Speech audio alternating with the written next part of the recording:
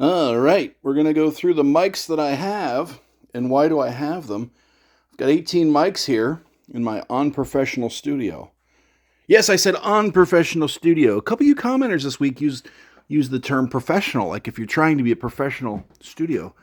Did I ever say I was trying to be a professional studio? Can you find a video in which I said I'm a professional studio? I've said I'm an unprofessional studio. I've never said I'm a professional studio. But in my unprofessional studio, these are the 18 mics that I have arrived at. I've sold 3 or 4 times this many on Reverb and traded into Long and McQuaid. Mics have great resale value, especially if you got something like an AKG C414 or something like that. So let's go through what I have arrived at over 20 years. Let's just start here. Well, should we start with the SM57s? Let's start with the classic SM57. So if you don't know, you're new. If you're new, it's okay to be new. Everybody was new. I even have them labeled 1, 2, and 3. Just, I don't know why I did that. Yeah, probably at the channels 1, 2, and 3. If you're new to recording, just get one. Just get a Shure SM57. They are $139 Canadian, and you will use it the rest of your recording career. You can use it on everything, but you can more specifically use it on guitars, or guitar amps, I should say. I mean, you could put it on your acoustic guitar if you wanted to. Snares, guitar amps, bass, kick, vocal, tambourine, whatever you want. Whatever you want. They're pretty great. People can and have done entire albums with just these mics, the Shure SM57. They are highly durable. You can throw them off your roof of your house, which we'll do in another experiment. You can throw them off the roof of the house, and they'll be fine. I mean, sure, you might break the plastic cap, but the point is they're very tough. There's a myth that roadies have used them as hammers. I think that's just myth talk, but people say that. Its sibling is the SM58. Up here, I've got 2 of them. More of a vocal mic because it's got the windscreen. Between the 57 and the 58, it is rumored that, for 50 years, this is what was on the president's podium. So the difference between a 57 and 58 is not just the windscreen, but it is that bottom bass response. I believe it's the one does 40 hertz, one does 50, or one does 50 and one does 60, something like that. But they're so close. They're so close that they're interchangeable. You can interchange them in a pinch. I think this one might cost $10 more than this one, but if you're new to recording, just get one. Just get an SM58. Some of my favorite bands, the lead singer just sits and holds it, sings his vocal right sitting in a chair, and that's it. That's how he does his album takes. That's how he records his vocals for his albums. Next door here, we've got an interesting little thing. I don't think there's a name on it. This is for measuring the frequency in a room. It's very, very, very flat. I don't know the make or model, but there are different variations of these floating out there. And it's for measuring the frequency of a room. It does require phantom power, this. If you're not familiar with phantom power, that's injecting 48 volts of electricity into the mic to power it. These are dynamic mics, so they don't need phantom power at all. This is a mic that needs phantom power. It's very, very, very, very flat for measuring the room so that you can adjust your monitors using a special frequency analyzer. That's what that mic is for, and that's why I have it. I should note, I don't have any mics I don't need. I don't let mics that I don't use hang around the studio. If I've got a fringe mic or a funky mic or something weird, and I'm not going to use it, it's gone. I don't hang out. I don't let gear hang out that I'm not using. This is the Shure 55SH, based on the old Shure 55. It is for looks, but it's also for live. I wouldn't probably record with this. It's just to look cool for singing live, like an Elvis mic, and it's got the switch too, which can be handy if you need to switch off and on, or you got a feedback problem. Switch it off really quick. I don't think it's any better than that mic or that mic, the 58 or the 57. the 55. I just, you know, it's for looks and for live. Okay. This is my old Dixon MD1178. This is a Radio Shack mic that has long lost its head. It is a directional mic. It's similar to this here. Very similar to this here. I keep it for nostalgia purposes, okay? Now, I know I said earlier, I don't keep mics that don't have a purpose. I will use this the odd time. This was my very first microphone when I was 16, so I can't get rid of it for that reason. Next door, kind of the same thing. I bought this when I was a teenager. There used to be a place called Radio Shack. I don't think that exists anymore. And this is an omnidirectional mic in that this one picks the sound up from the front and rejects it from the back. This is omni and will take the sound from all around it, a full globe, a full sphere all the way around it. So that's why I hang around with this. If I ever want an omnidirectional mic, you'll see the name Shure on it. Is it really a Shure? You probably can't see because the camera's not focusing. It says Shure, but I guarantee you it's a Radio Shack mic. So it's Radio Shack with the Shure name on it, which is what they used to do that. These are my small diaphragm condensers for drum overheads. They're the Rode M5. And you might say, well, those are kind of inexpensive. Those aren't very expensive. Those are, you know, not very professional. Well, I never said I was professional. But it's what I could afford at the time to record my drum set back there. And my thinking was I'd buy the ones I could afford for my drum overheads, and they sound okay to me. I like the way they sound. And then when I get nicer overheads, these will then become my stereo room mics, and my new overhead mics will become my new overhead mics. So it's just what I have for right now. It's what I could afford for a pair of stereo small diaphragm condensers. You could also sing into these. There's no harm in it. You'd want a windscreen, but you can sing into them. You can also put them on an acoustic guitar, and they sound very nice. So yeah, if you don't have small diaphragm condensers, the Rode M5 are very nice. There is a step up in these two. I don't remember the model number, but Rode does make a step up from these. Next mic we'll talk about, this may look like an MXL 990 because it says that. It is not an MXL 990. This is a Michael Joly modded Neumann U-87 clone.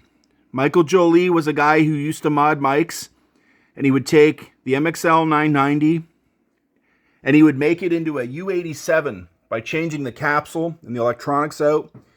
And we call this the Hulk. So this is the Michael Joly Hulk mic. I use it on mostly vocals, but I will use it on a mono, as a mono drum overhead.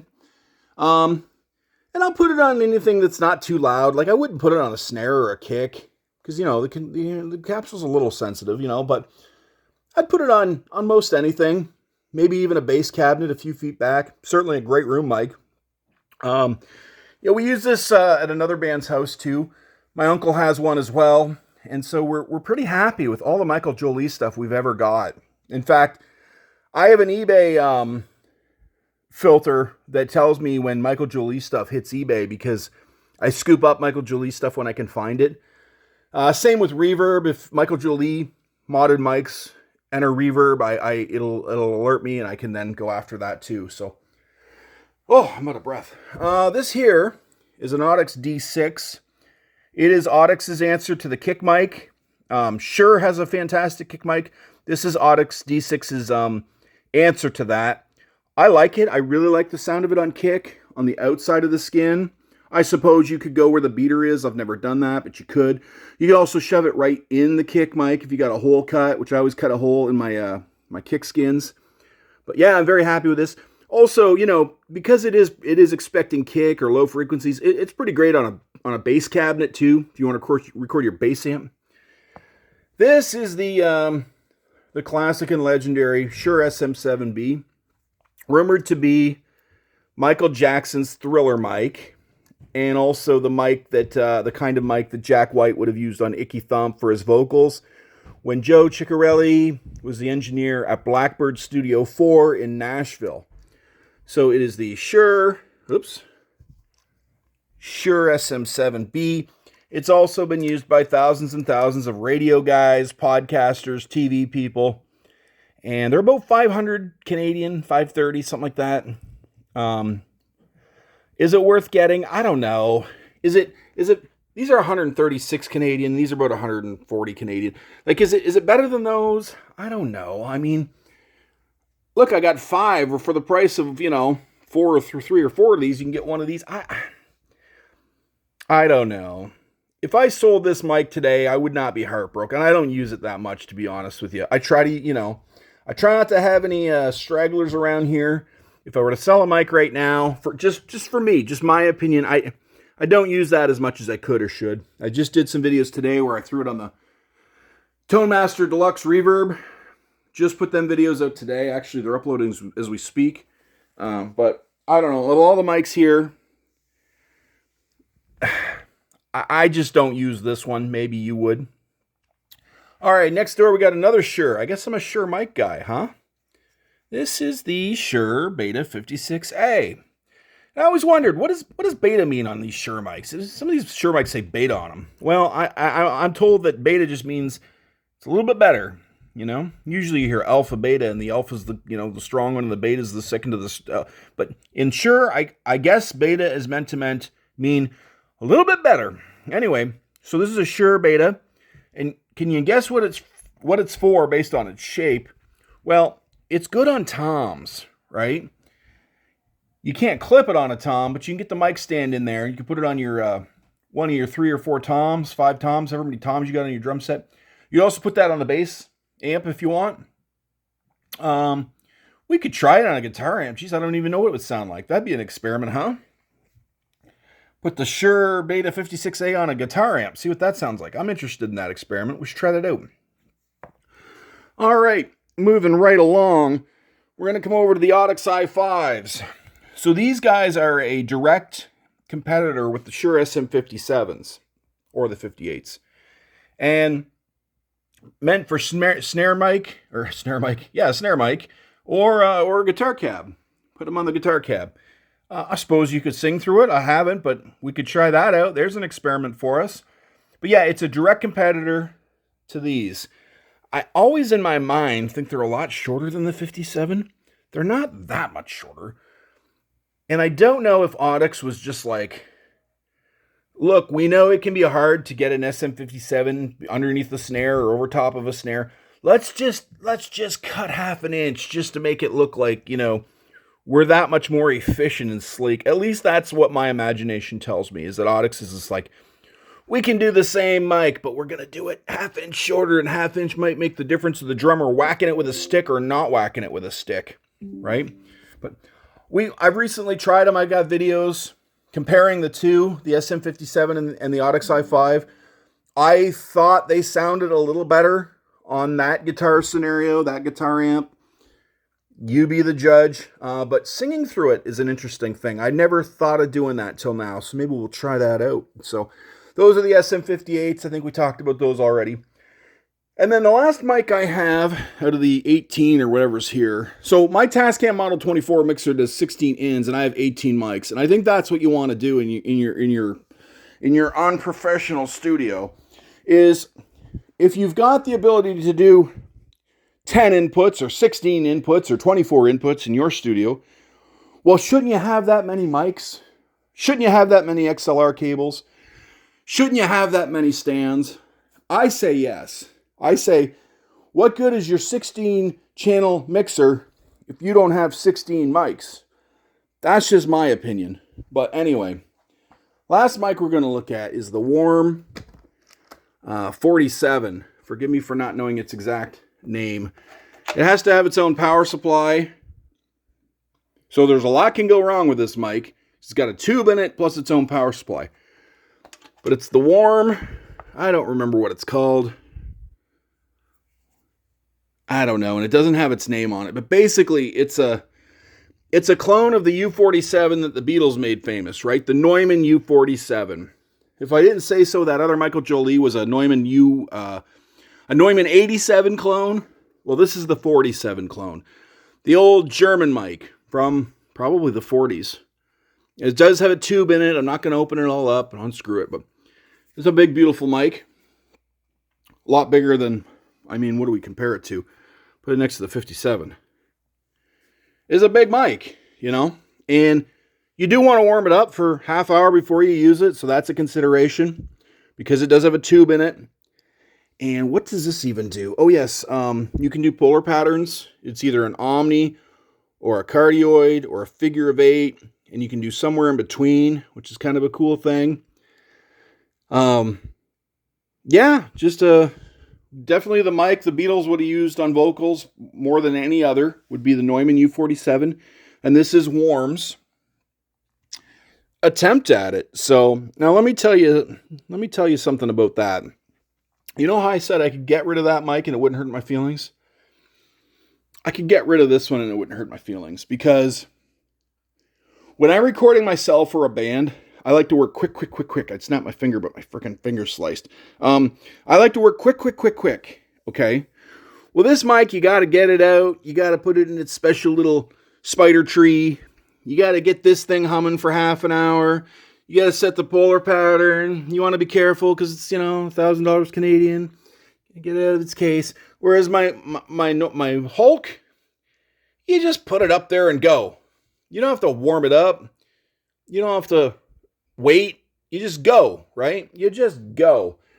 This guy needs a little more babying, a little more consideration than my clients can handle. Because my clients work fast and I work fast in my unprofessional studio. And so if I were to get rid of another mic, I might consider getting rid of this. And I know other guys feel the same way because I see them on Reverb quite often. I'll see, there's another one on Reverb for sale. Someone else didn't love it either. So it's not that it doesn't sound good. It does sound good. It's just I'm not sure my material needs sparkle Beatle voice. We're not a Beatles cover band down here. We'll never be anywhere near as good as the Beatles or Pink Floyd, So I'm just not sure we need a Neumann U-47 clone down here when we could hold an SM58 in our hands for $140 Canadian and be pretty happy with the results. So, well, that is my mic collection. The 18 of them, is it? 1, 2, 3, 4, 5, 6, 7, 8, 9, 10, 11, 12, 13, 14, 18. The 18 mics in my unprofessional studio and how I've arrived at them. And I've easily sold 3 times more than this. I've had other Rhodes, other Behringers, Apexes. I've had some really off-brand stuff. I've had some lavalier stuff. I've had some stuff that you would like stick to your ceiling. This is what I've arrived at. This is sort of, if I was an auto mechanic, this is me showing you my screwdrivers and my wrenches, right? Like this is what I've arrived at to get the job done in my unprofessional studio. So, if you like microphones, preamps, guitars, synths, drum, bass, DIY, lava lamps, and etc., if I've earned it, please consider liking and subscribing to my channel, Quest for Gear. Thanks for watching.